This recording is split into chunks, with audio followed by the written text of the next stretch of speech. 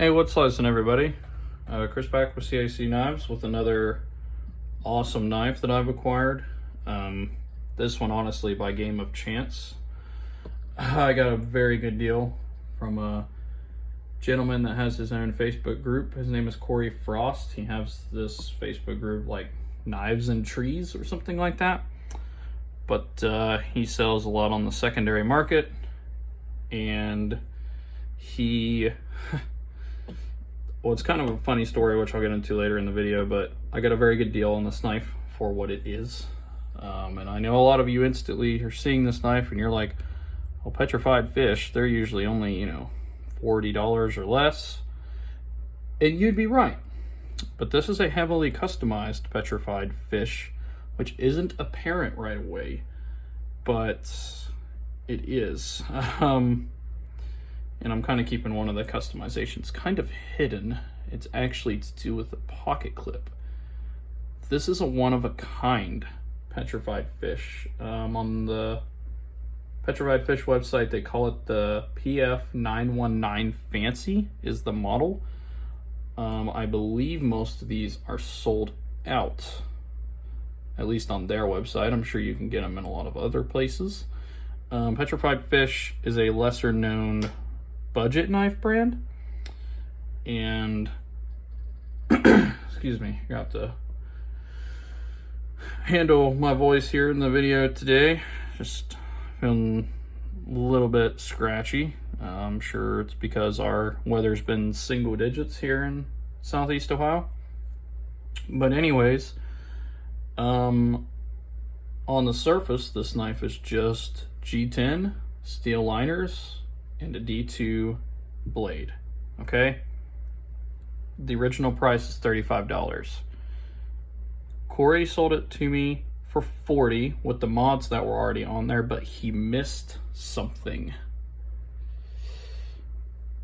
The person that customized this knife put a Zircotie clip on it. How awesome is that?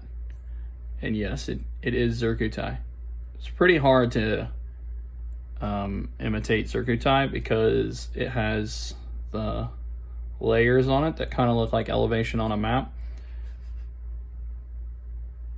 And you can't really mimic that. So yeah, it is definitely a Zircotie clip. Now, I did do the right thing and point that out to him before I purchased it for $40. So I was like, dude, there's a Zircotie clip on there? And he's like, I didn't notice, but I'll tell you what, I'll still sell it to you for $40. And I was like, well, heck yeah. And that price includes shipping and everything. It's just $40 straight. So that Zircotie clip alone, most places sell their Zircotie clips for about $125. So we could just say it's a price tag of $100 if you want to use that.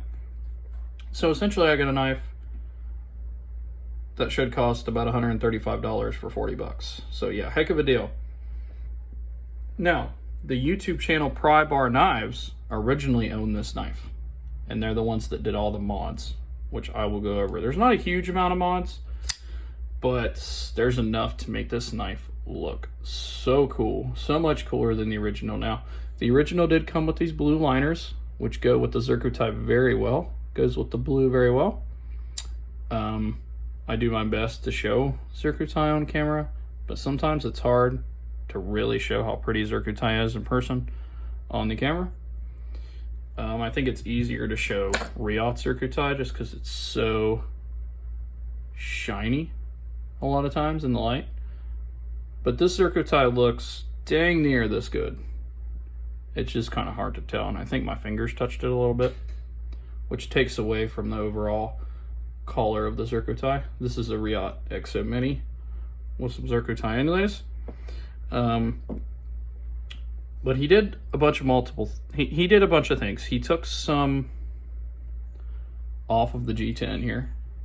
Took some of the G10 off to give it a more customized look on the G10, I suppose, if you want to think about it that way. He took a little too much off, and that's something he admitted in his video that he did on this knife, to where the blue liner kind of shows down here. But honestly, I don't think it hinders the knife at all. You can feel it a little bit you know, on your pointer finger. And it did make it easy to access the liner lock there. So, you know, actually in that respect, I'd say it helped the knife. The only part that's probably crappy is, I don't know if you could even see it, there's a little bit of blue right there that sticks out from the liner, but other than that, and I kind of don't mind that. I like some blue showing when the knife's open, because like I said, it goes with the knife and the Zircuti very well. The blue liners did come with the knife. I can't remember if I said that or not. So those were already on there. Now, he did a lot to this blade.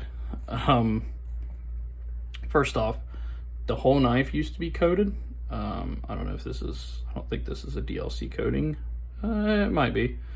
I'm not 100% sure. But he sanded down some of that coating to give it a two-tone, which I love two-tone blades. But he didn't do it like fully. There's still some black that comes through. It's more noticeable on this side. Can you see it? Towards the top here, and I really like that. It's kind of like a worn finish that came out, and then he left some black at the top here, some of the coating at the top, and then the spine of the blade is still. Now you can tell he wasn't a perfectionist with it, because you can tell, you know, this isn't perfectly even, this isn't perfectly even, but it still looks cool. He turned it into more of like a harpoonish kind of blade, because he turned this into more of a point, where on the original knife it's kind of just a curve. So yeah, he did all that. So I kind of have this is at this point a semi-custom knife. Plus he's also the person that switched out that clip for that Zircuti clip. How Corey ended up with it, I have no idea. I'm sure that's one heck of a story.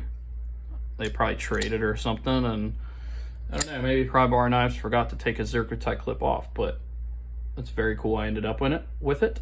And I'm very happy to have it in my collection. The knife itself is pretty awesome. It's definitely above average in size for EDC, but it's very smooth, as you've seen on the camera, me opening and closing it. It has a hole there for you to easily be able to reverse flick it. If I can reverse flick it on camera, you know it's pretty easy to do. The detent, I would say, is dang near perfect. Can't fail it, but it's not so strong to where I can't reverse flick it. And to me, that's perfect. That's always the best kind of detent you can have. It carries well. The Zircuti clip is almost too tight, but not quite. You could hear that I could tap it.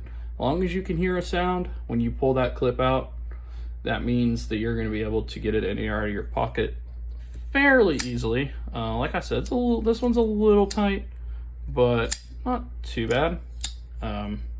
Not near as bad as other knives that I've had, that's for sure.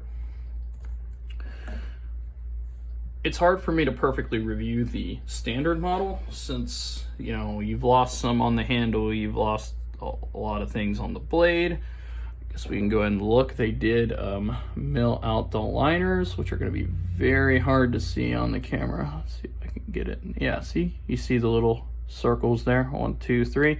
They did that on both sides of the liners there.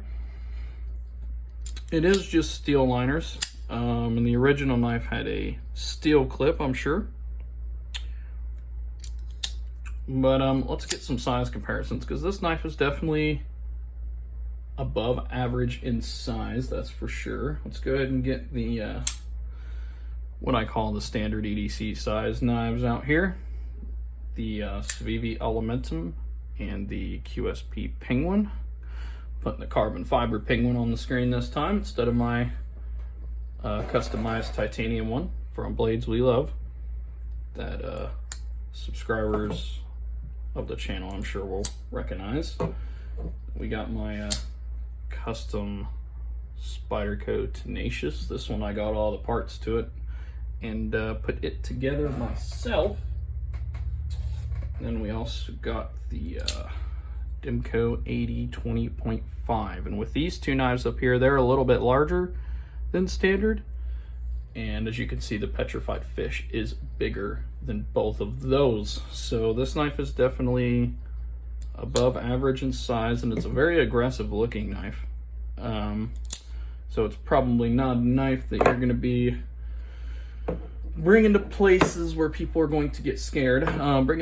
Speaking of the tenacious here, this backspacer here, this gentleman on Etsy, he does these custom backspacers from a 3D printer, and it literally just pops on there. It was the coolest thing ever. I think he sent me two, just in case the first one didn't work. Yeah, here's the other one. And guys, no joke, this thing's like $6. But wow, does it not make the knife look better? I think so. Goes with the purple. All right. Anyway, that was just a little side tip there. If you go on Etsy and search 3D backspacers, pocket knives, I'm sure it'll pop up. He has a lot more models than just the tenacious. I know some of the rat models are on there and some other things. But yeah, go check him out. Make your knife look a lot cooler for, you know, well, the backspacer is like $6, and then I think he charges like $3 or $4 for shipping. It ain't that much. So yeah, go check him out. But anyways, back to this. This knife is, I would say, a 9.9 out of 10. Perfect. And the only point that I'm docking it is because I feel this a little bit here, but that's not the knife company's fault. That's the custom work that was done to it. But this knife is pretty much my definition of a perfect pocket knife. There's not many knives that I say are perfect. This one is. It pretty much has everything, has multiple ways of deployment, so it's got that fidget factor. It's on bearings, it's very smooth, easy to open and shut, very comfortable to carry. It's not too heavy for its size, and honestly it's not that heavy at all. Let's see if I can hold it in my hand. Let me bring this Demco back out. Demco, I honestly think the Demco might be heavier. It's a small, maybe not. This one's probably a tad bit heavier, but and the price point's right. I mean, this knife, for even with the base model that comes with the you know, stainless clip and no customization done to it, $35 is about the right price for good fit and finish G10 scales, bearings, and a coated blade this size. Yeah, $35 is a respectable price. And obviously I got a heck of a deal with the Shoutout clip, so I can't complain about that. But even the base model, I would say, is the definition of a perfect knife at that price. I mean, pretty much everybody else is doing it. Where's my penguin here? I mean, this does have this like carbon fiber overlay on it, but it also cost about 10 more bucks. So, you know, and it only has thumb stud deployment. And it's on washers, not bearings, which I know they make models on bearings now because my other penguin's on bearings, but that one costs 100 bucks. Let me see if I have anything. I probably don't have anything beside me that would be worth about the price of this. I think those knives are over there in my other knife case across the room.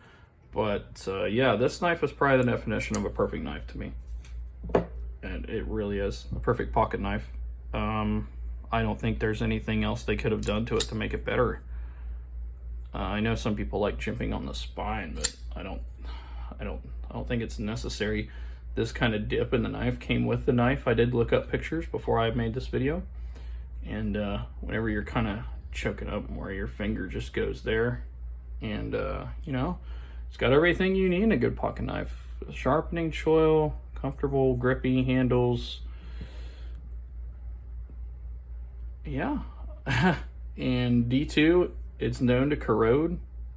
Doesn't have as good corrosion resistance, and they fixed that by coating the blade. Now you can get colors that don't have a coated blade, but you know, when you're getting D2 steel, Most of the time you want that blade coated. They did say their heat treats 59 to 60. You know, you can't expect always to have 60 or above when you're talking about a $35 knife, so that's okay. And yeah, I would say this is an all-around perfect knife. I don't have many examples of a perfect knife. I need to do a video on what I think a perfect knife is. The Spivi Gordo or whatever this knife is. This is, to me, a definition of a perfect knife. Along with a few others in my collection as well. Perfect meaning they would get probably a 9.9 out of 10 rating. 10 to you, but dang, it's real hard to make a 10. I would say the Gordo is a 10. I don't think there's anything at all wrong with this knife. This thing is perfect. So yeah, that'll be it for today, guys. My collection video for the update I do one every year in January. I did one last year. It will be dropping soon. That video is a lot of work for me to do. It takes a long time. And I'll probably split it up into 2 parts. So one part will be fixed blades and traditionals, and the other one will be my modern day folding knife collection. So yeah, look out for that. Monthly knife club for this month should also be arriving soon, as well as a knife that I'm going to be showing you guys hopefully as soon as I can, because it'll probably sell out of stock, and you guys might not even be aware that it exists. So yeah,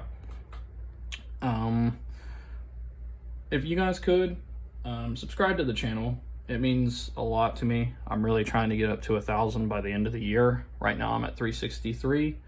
I will do a giveaway at 500 and 1,000, so you guys might even, earn a free knife out of subscribing to the channel.